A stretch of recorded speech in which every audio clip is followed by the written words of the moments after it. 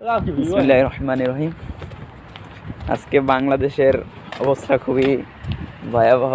ইনকিলাব মঞ্চের চেয়ারম্যান তিনি গুলিবিদ্ধ এবং আর অনেকে লাঠি চার্জের পুলিশের সম্মুখীন হয়েছেন।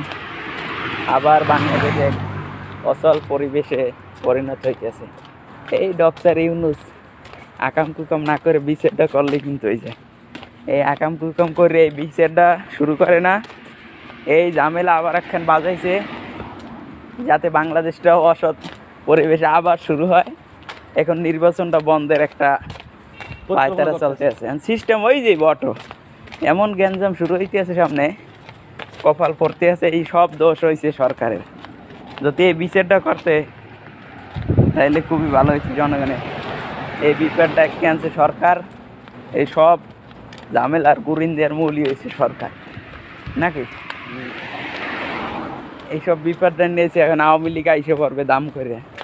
কপাল বাংলাদেশের আবার পড়লো, এই কপাল পড়লো, নির্বাচন গেল, শালার পর শালারা।